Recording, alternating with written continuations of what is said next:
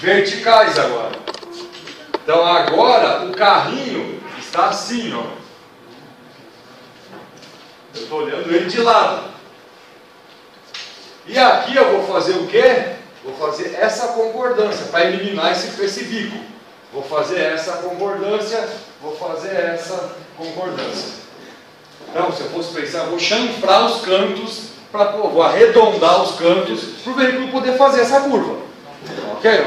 Não é mais do que fazer isso. Eu tenho um bico, o veículo não consegue fazer isso. Então eu vou arredondar isso para ele conseguir fazer o seu percurso sem problema nenhum. Então, hoje, semana que vem e na outra, nossas próximas 3 aulas, 10, 17 e 24. A matéria e exercícios sobre isso. Depois, lá no dia 1º, vamos ter feriado do dia do trabalho, que é uma quinta-feira. É o nosso único, não tem outro feriado lá na frente, dia 19. O feriado dos palmeirenses, lá dia 19. Hã? Porcos Tristes, lá no dia 19 de junho.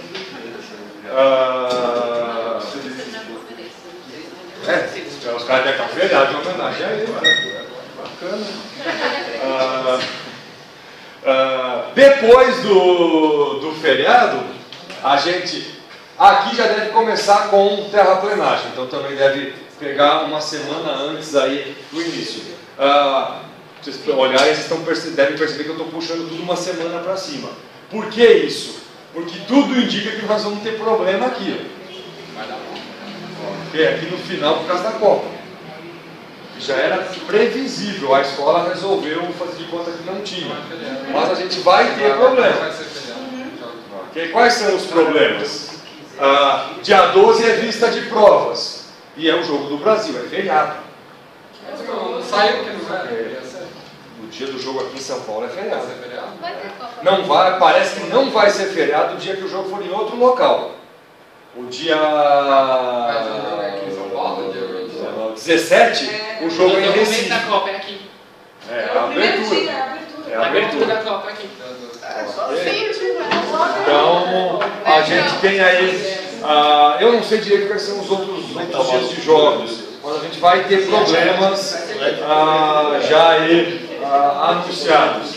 Então, puxando a terraplanagem que estaria aqui, eu já puxo ela para o dia 8. O que a gente consegue, o que a gente tenta garantir? Que se for necessário, a gente consegue antecipar tudo, inclusive a N2, a gente antecipa uma semana. Ok? Para poder fazer vista. Porque segundo a CET, dia de jogo em São Paulo, a radial vai ser fechada. Sim. Então, dia 23, que é segunda-feira, tudo bem que a prova de sub-16 é dia 26.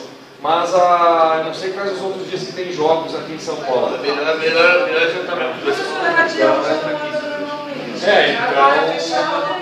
existe uma grande probabilidade, que ainda precisa ser confirmada, precisa de N detalhes, de ter operação especial do metrô. O que seria operação especial do metrô? O jogo começa 4, 5 ou 6, depende do dia, depende do jogo. O do dia 12 é às 5. O metrô deve fazer operação única. Antes do jogo, as duas mãos do metrô vão, depois do jogo, as duas mãos do metrô vêm. Ao invés de ir e voltar, para escoar toda aquela gente, para levar todo mundo para lá. Então é uma probabilidade, é uma possibilidade, ainda não se sabe. Fora manifestação. Fora manifestação na Paulista, fora não sei o que. Então, a nossa locomoção, nossa mobilidade vai ser bastante complicada a partir do dia 12. Ok? Então, o que a gente pode, como aqui para vocês entre aspas, mais simples, porque é o projeto a ser entregue, a gente pode conversar de antecipar a entrega do projeto no dia 29. Aí eu consigo mostrar eles, devolver eles para vocês no dia 5. Você dá uma ajuda aí. Eu estou ajudando mais do que eu estou ajudando.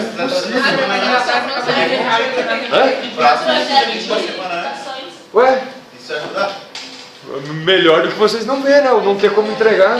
Aí é aperto o prato, né? Não tem como prorrogar. Bom, vamos nós.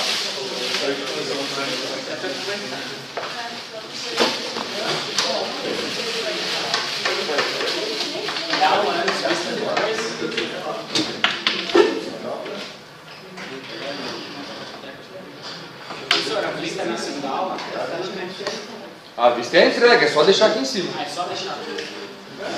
Tem que fazer uma dobradura aí. A vista que tá lá em cima da vista. Tem que fazer uma dobradura, virou origami.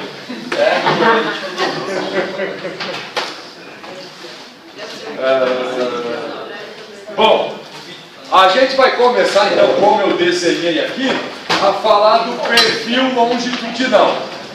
Ok? Da minha via agora, nessa vista longitudinal, com descida, subida. Então aqui nós teremos, obviamente, o perfil, as rampas e as curvas verticais. Então, vamos dar um negócio de conheça aqui. O que é o perfil longitudinal? É um corte do terreno e da estrada no seu eixo de rodada. Então, pensem no seguinte, vocês têm uma planta aí do projeto. Você pega essa planta e corta, pega a tesoura e corta no eixo da via. Você tem o eixo, as faixas, o acostamento. Você pega no eixo e faz um corte. Ok? Isso é o perfil. É o corte do terreno no eixo da via. Obviamente, no seu eixo de locação, né? Obviamente que esse perfil vai definir o custo da rodovia. A minha pergunta é, por que o perfil define o custo? Esse cara fica cortando e... Ele que mostra, olha, tudo isso aqui vai ser um aterro, aqui eu tenho um corte, aqui eu tenho um aterro, aqui eu tenho um corte praticamente linear, até aqui um aterro. Então, por que ele define o custo? Porque ele me dá corte e aterro. E o corte e aterro é a coisa mais cara em uma rodovia. Se eu for pensar numa obra em termos geral, cortar e aterrar é mais caro também. Se eu for construir um edifício, a parte de corte e aterro é uma parte muito cara. Por que num edifício, numa obra convencional, às vezes ela não é a mais cara? Porque às vezes você tem um edifício de 60 andares. É bem mais caro fazer a estrutura para 60 andares do que, dependendo, óbvio, quanto você escavar. Não, vai ter 2, 3 subsolos. Então a escavação é relativamente menor em proporção do que 60 andares que você tem para cima. Na rodovia você não tem andares, ela é linear. Mas mesmo assim, fala que rodovia pista elevada é mais caro do que embaixo do câmbio. Não, a escavada é bem mais cara. Mais caro? Mais caro, o túnel é bem mais caro. O elevado caro é porque você tem um viaduto, né? E você pensa o seguinte, na rodovia, se eu fizer um prédio, o prédio é assim. A rodovia eu vou fazer isso aqui. Então ela vai ter que ter fundação em toda ela. Quando eu faço, por exemplo, o prédio aqui da Anhembi, eu tenho uma fundação. Se esse prédio aqui tivesse 5, 10, 8 andares ou 15 andares a mais, a fundação não fica tão maior assim. Ela fica um pouco maior, mas não é tão significativa. Agora, se eu deitar esse prédio, eu tenho que fazer fundação em todo ele. Então, se eu fizer um prédio linear, ele vai sair mais caro do que fazer em termos de fundação, obviamente, do que fazer um prédio vertical.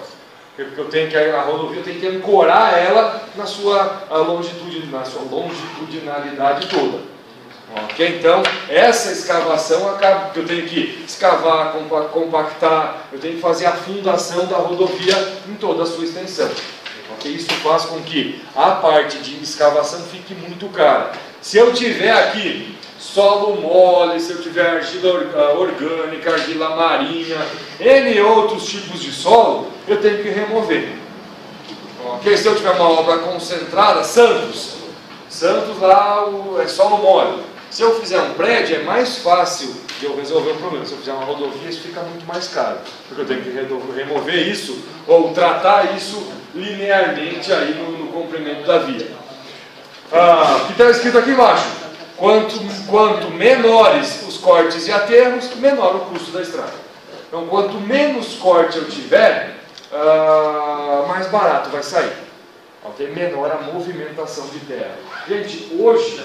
na rodovia, eu tenho um segundo problema com corte e aterro, que é o problema ambiental. Onde e o que eu faço com esse material que eu removi? Estamos fazendo o rodoanel.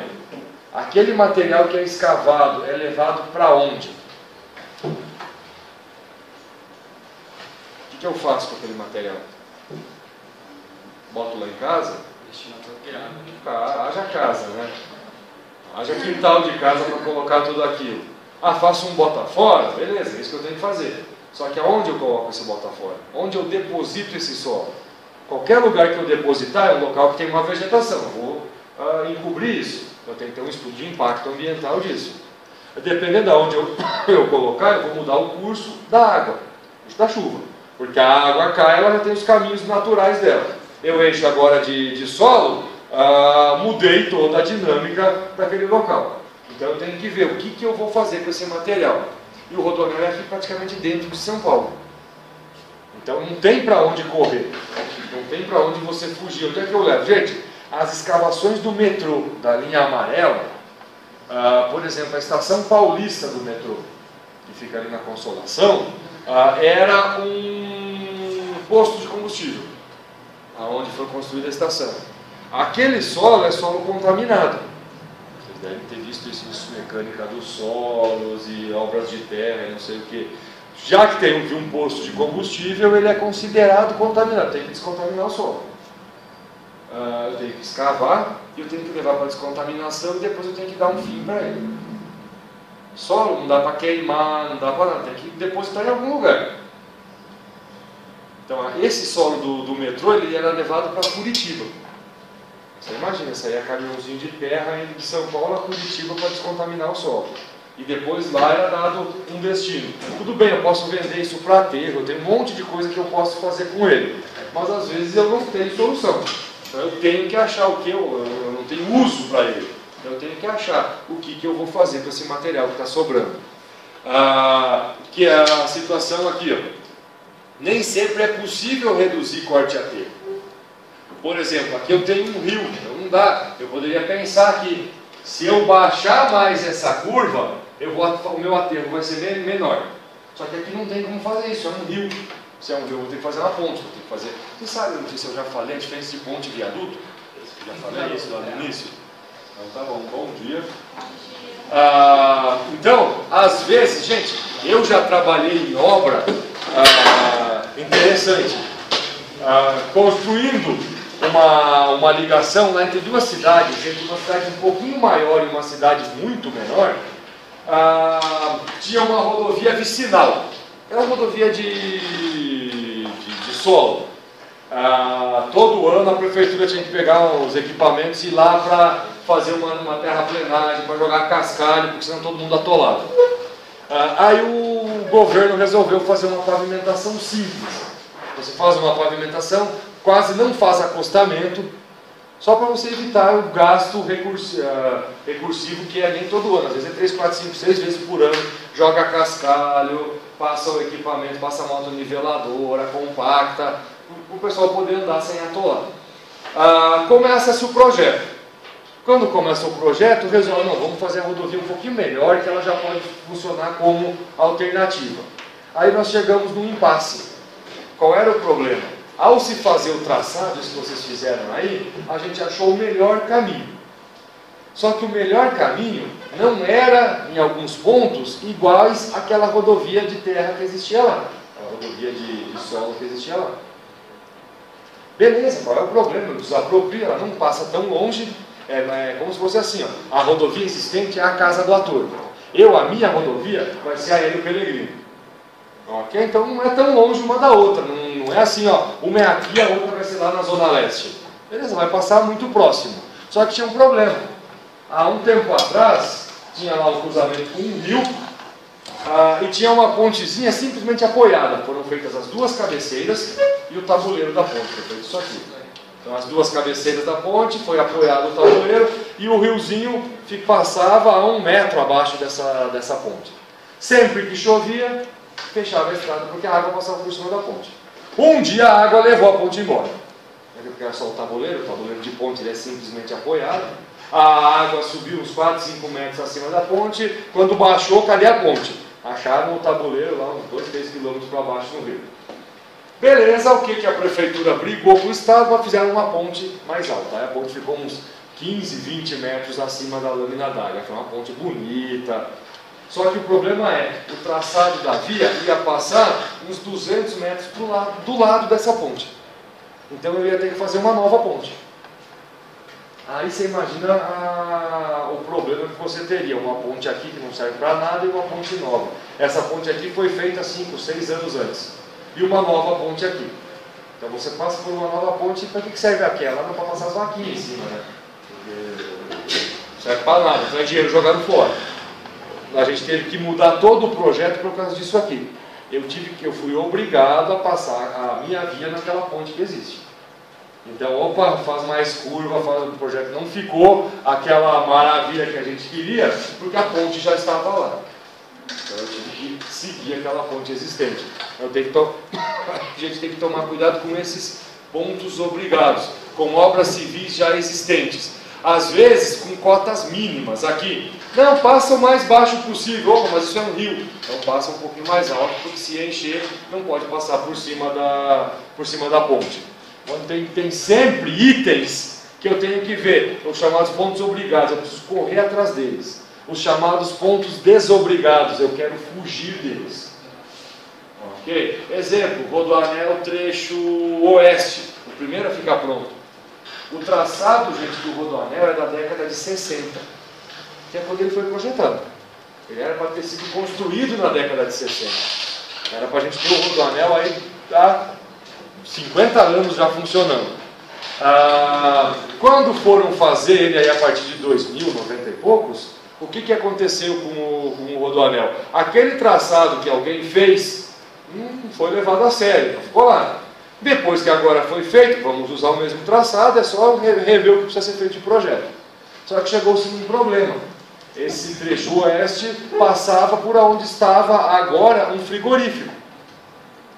Qual é o problema? Desapropria o frigorífico, cara. Qual é o problema? Vai lá, desapropria, paga, o cara sai e passa o traçado original. Quando você vai fazer a vistoria, a rodovia passava em cima da câmara fria subterrânea, que custa alguns milhões. Então você vai ter que pagar aquilo, você está retirando aquilo, vai ter que pagar para ele botar em outro lugar. Aí quando se viu o valor, o pessoal voltou dizendo assim, dá para fazer uma curva, não custa nada. É mais barato do que desapropriar aquilo. Então, opa, a gente muda um pouquinho o traçado para não gastar muito com uma desapropriação desnecessária. Então eu tenho o chamado ponto desobrigado. Eu quero fugir dele. Então, tem uma fazenda, eu não vou cortar ela no meio e transformar em duas. Passa do lado. Tem um lago, tem um rio, principalmente se for um lago. Eu vou fazer uma ponte. Precisa, não dá para passar do lado.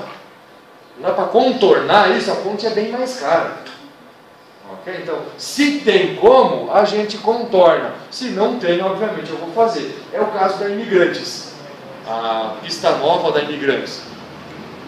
Não tem como fugir da descida da serra. Não tem como fugir dos túneis. Não tem como fugir dos viadutos. Okay? Pela topografia que se tem aqui de São Paulo para Santos, não dá para fugir. A única maneira de fugir da topografia é ir até o Rio de Janeiro e voltando pelo litoral. Você vai daqui para o Rio e do Rio volta pela Rio Santos. Você foge da topografia. Quer fazer a via direta? Vai ter que passar por esse monte de desníveis aí bastante íngremes. Com uma questão ambiental, qual é o ideal? Túnel, viaduto, tudo. Tanto que você sai de um túnel e está no viaduto, sai do viaduto está no túnel. Ok? Gente, o que é um túnel? Túnel é um corte aqui, ó. Nada mais é do que um corte no túnel. Só que o corte é tão grande que não valeu a pena fazer talude. Eu fiz um buraquinho ali no meio. Viaduto, o que é um viaduto? Viaduto é um aterro. Só que o aterro ia ficar tão grande e ia acabar com a serra se eu faço aquele viaduto como um aterro. Então não vale a pena fazer aquele aterro. Ok? Mas a hora que eu lanço, eu tenho isso aqui. Vou fazer um aterro. Aí você olha e tem 60 metros de altura. Um aterro de 60 metros, já viu o tamanho da saia desse aterro. Acabou com a serra. Então não vou, haja material para fazer esse aterro. totalmente desnecessário, tem a menor lógica. Vocês descerem para Santos, olhem aqueles viadutos, imagina se aquilo fosse um aterro. Imagina até onde ia o talude do aterro. Completamente estapafúrdio. Então o que você faz? Faz um viaduto nessa situação. Ok? Então você dá um jeito de tentar minimizar o custo desse aterro. Obviamente um aterro daquele tamanho ia sair mais caro do que o viaduto. O viaduto já é algo caro. Ok? Escala disso. Enquanto na planta a escala é 1 para 2000, aqui eu tenho uma escala distorcida. Então esse diagrama aqui vai ser feito em escala distorcida. Eu vou ter isso. Aqui embaixo a escala horizontal é 1 para 2000 e a escala vertical é 1 para 200. Por que eu vou distorcer? Por que eu faço essa escala aqui 10 vezes maior do que essa? Lembrando, a escala é invertida a relação. Quanto menor o número, maior a escala. Fica mais visível. Porque eu quero visibilidade para esse pequeno morrinho aqui. Eu quero conseguir visualizar as nuances do terreno. Se eu fizesse isso aqui na 1 para 2000, ia ficar quase uma linha reta, não ia enxergar esses pequenos detalhes. Se eu fizesse as duas na 1 para 200, essa planta não ia ter fim. Ok? Pelo comprimento ia ser gigantesco. Então eu pego e comprimo ela aqui e estico ela para cima.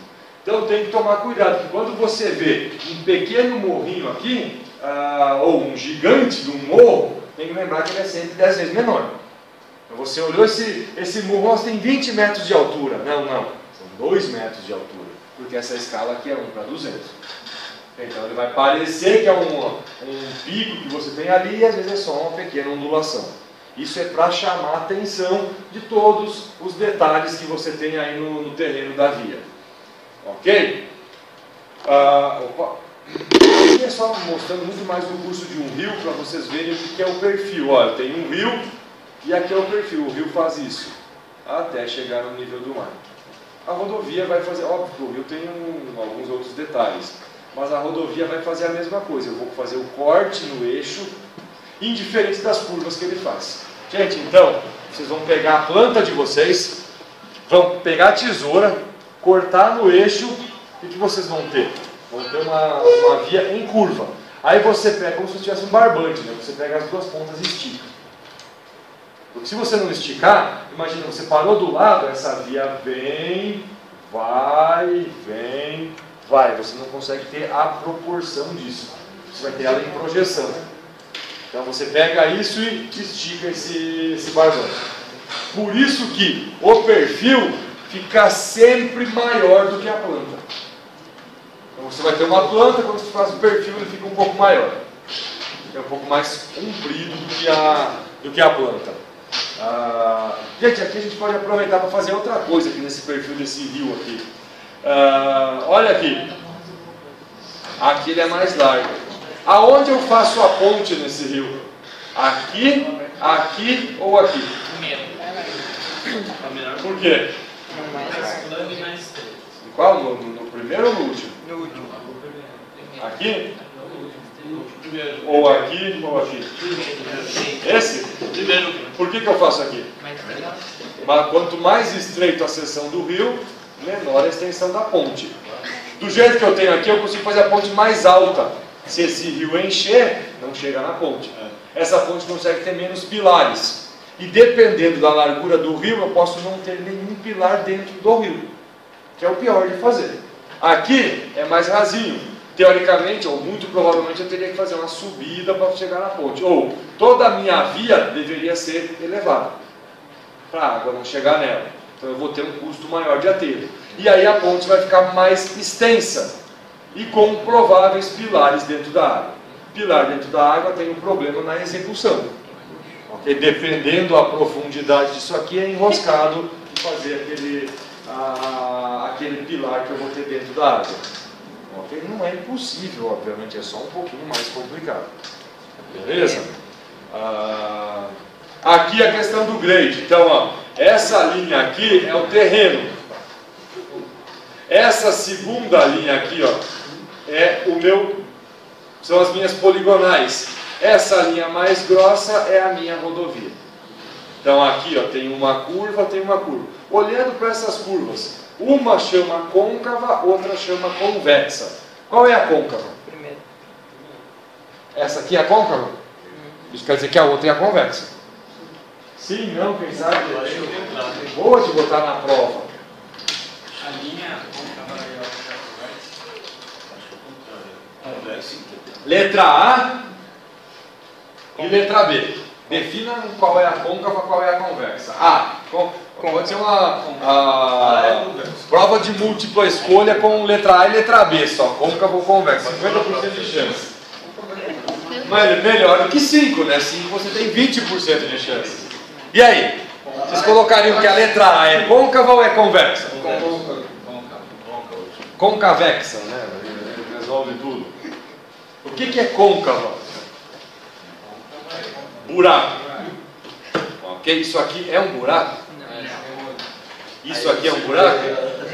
Mas eu achei que estava na linha.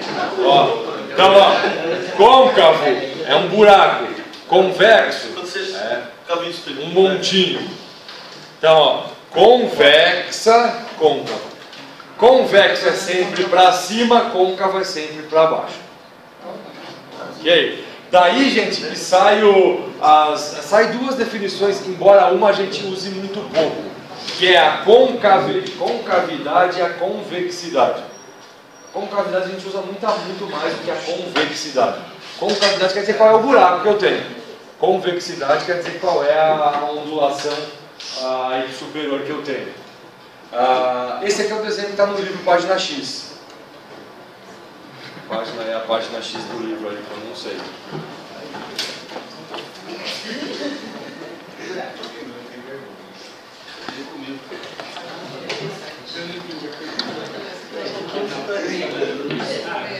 Página 97 do livro, vocês têm esse perfil aqui. Então, o que nós temos aqui?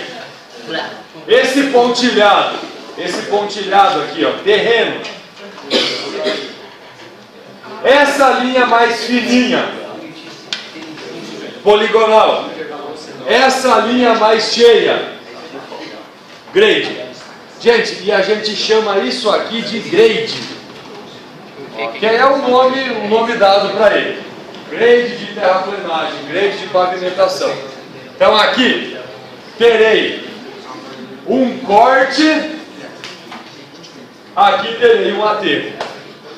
Outro detalhe, se possível, e somente se possível, todo o material que eu escavar aqui, eu uso para aterrar aqui. Por que se possível? Quando que isso pode não ser possível? Não tem menos buraco. Quando você cava mais, você pode aterrar. Tá, não, mas aí beleza. Eu escavei 100 metros cúbicos. O aterro aqui é de 100 metros cúbicos. Eu vou usar esse material daqui aqui? Sim, não, quem sabe, depende, pode ser. Se sim, por quê? Se não, por quê? Boa pergunta de prova essa. Tem que compactar. Esse já é outro detalhe. Eu escavei. Vamos supor que é exatamente o mesmo volume. Se eu escavei 100, eu coloco 100 aqui. Sim ou não? Não, tem um isolamento. Não, mas esse a gente já vai chegar. Outro detalhe. Eu quero saber se eu vou usar esse material daqui a aqui. Depende é uma melhor palavra, ela responde qualquer coisa. A qualidade do material. Que depende do quê? Que material é esse que eu tirei daqui? É rocha. Se é rocha, eu não vou usar para aterro. Rocha eu mando para o britador, se ela for uma rocha boa, mando para o britador e vou usar esse material para pavimentação. Eu até posso usar um pouco de rocha para a base do aterro, dependendo de que material eu tenho. Eu tenho que adensar isso aqui, porque aqui embaixo é solo mole. Então eu posso jogar rocha para adensar isso, ou se eu não vou remover esse material. Aí óbvio, depende lá do meu projeto de solo. Ok? Então, não necessariamente o material que eu escavei aqui eu uso aqui. Depende do material que eu tenho. Esse material é muito ruim. Se o material é muito ruim, eu não vou usar aqui. A gente já aconteceu, eu trabalhei numa obra de uma hidrelétrica que uma das ombreiras dela era num morro. O projeto todo foi feito bonitinho, quando começou a escavar o morro, verificou que esse morro era de pedregulho. É quase como se fosse um morro de rachão. Então você começava a escavar, o morro começava a cair. Não tinha como você ancorar a ombreira da hidrelétrica, da barragem, naquele morro. Então a gente teve quase que reconstruir o morro. Para dar sustentação para ele, porque você escavava, ele se desmanchava, quase. Então é um material que não serve para nada. Quando eu penso em termos de um aterro, gente, quando a gente fala não serve para nada, é para a função de aterro, serve para outras coisas.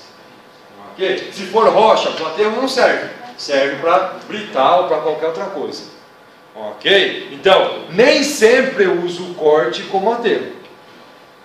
Agora a gente vai em outro detalhe. Medindo. Vou lá com a trena e meço.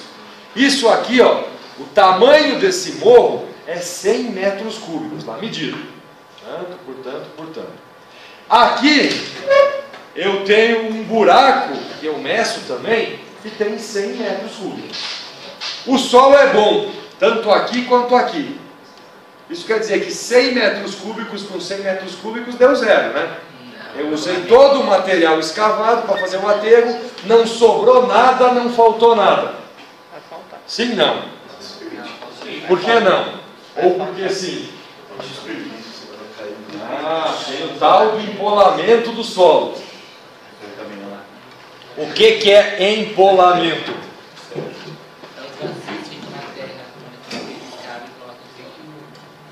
Então vamos resumir isso. Gente, eu tenho 100. Pensem no seguinte, fazendo tudo bem, não tem nada a ver com o solo, apesar de usarmos ele. Mas pensem o seguinte, você lá tem o quintal da sua casa e você precisa escavar um buraco de 1 metro de profundidade, 1 metro de largura por 1 metro de largura. Ou seja, você tem que escavar um cubo de 1 metro. Quanto material você vai tirar de lá? 1 metro cúbico, não é? Você tem 1 metro por 1 metro, tem isso aqui, ó. Tirar assim. Ó, você tem 1 metro por 1 metro.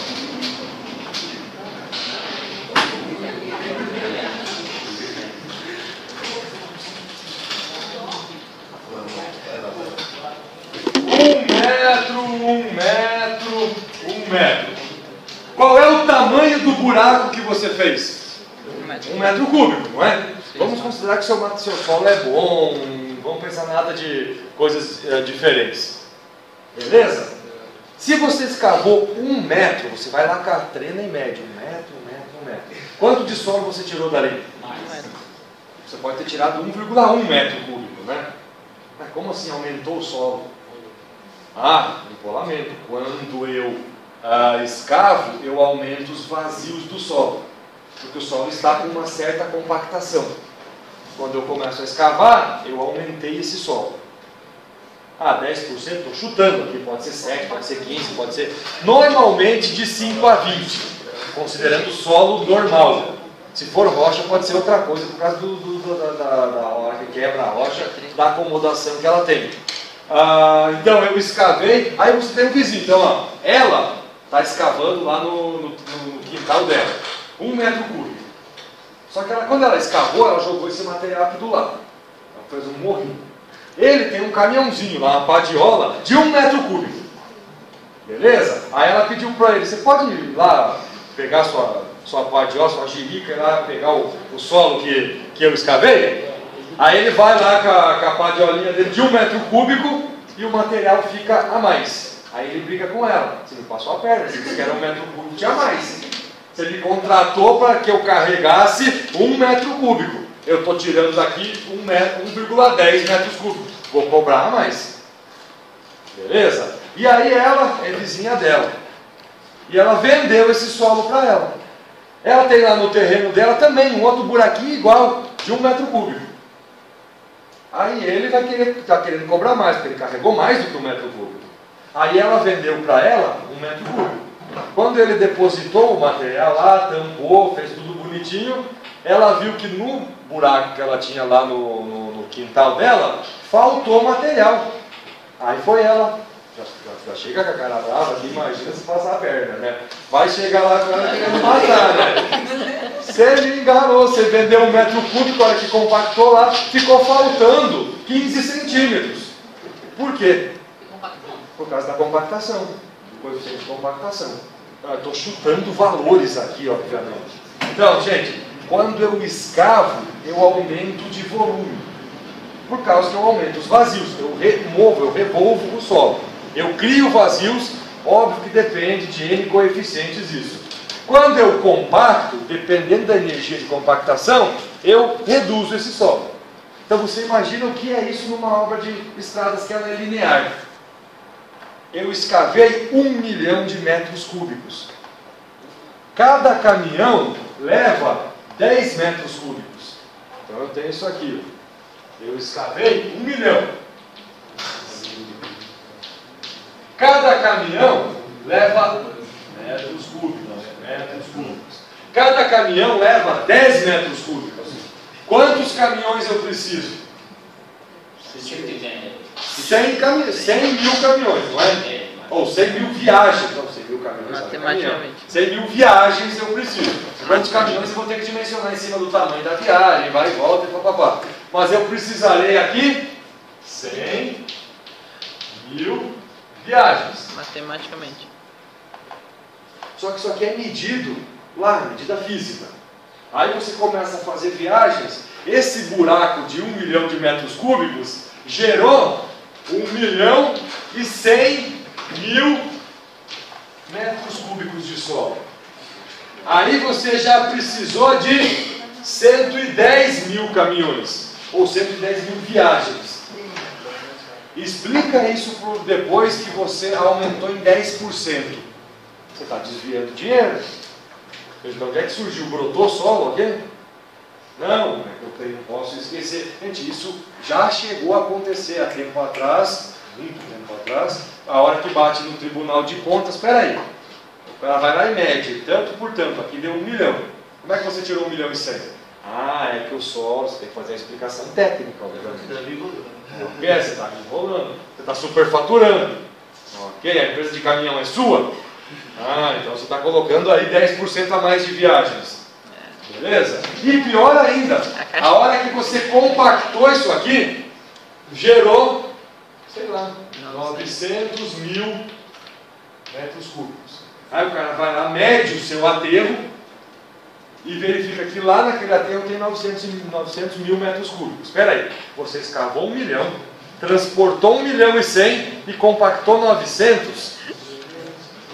Está querendo me sacanear. Ok. Até pode estar querendo, não quer dizer que não esteja. Mas pode ser uma simples questão técnica. Alguém esqueceu que tem um empolamento e tem uma compactação. Então você tem que definir. O coeficiente de empolamento que faz o solo aumentar é 5, 10, 8, 12, 14%. O coeficiente de redução é 6, 7, 8%. Ok? Então o solo aumenta, depois reduz.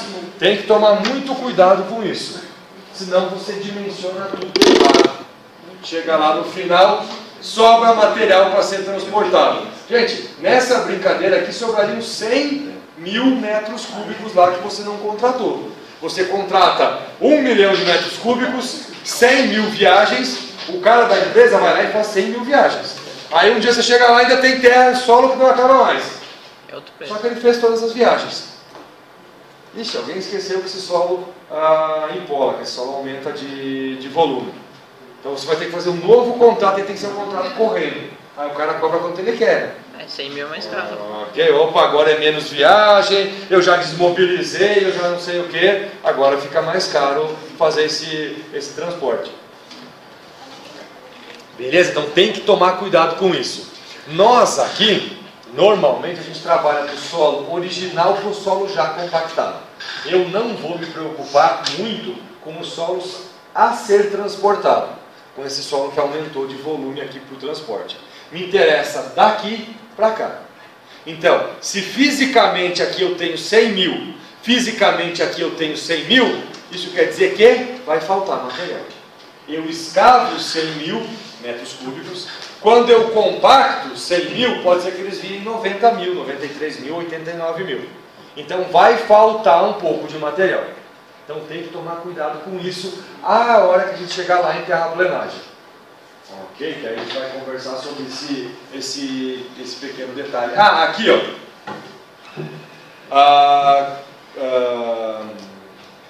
Jesus. Diagrama de curva. Ok? Esse diagrama de curva e esse diagrama de superelevação, eles vão embaixo do perfil. Então olha aqui o que eu tenho. Perfil. No perfil tem o terreno. Eu escrevi tudo que ficou ruim. Não, pode até dormir, só não pode roncar, né? Um trabalho. Então olha aqui.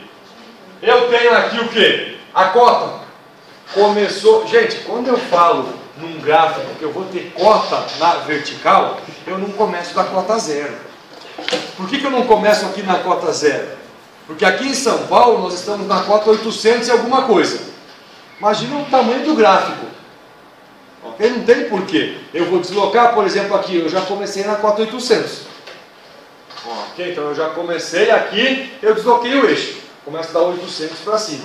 Então vai dar 800 até 840. Aqui embaixo eu tenho o que? As minhas estacas. Então, ó, estaca 170, estaca 175, estaca 180, estaca 185, estaca 190. Aqui foi feito estacas de 5 em 5. Eu poderia fazer, eu faço essas estacas de uma em uma. Estaca 0, 1, 2, 3, 4, 5, até a estaca final. Quantas estacas deu aí o projeto de vocês? Não, tem que ter dado 100 e algumas. 100? Ou seja, deu 2 km de via. 90 e poucos, depende do traçado que fez.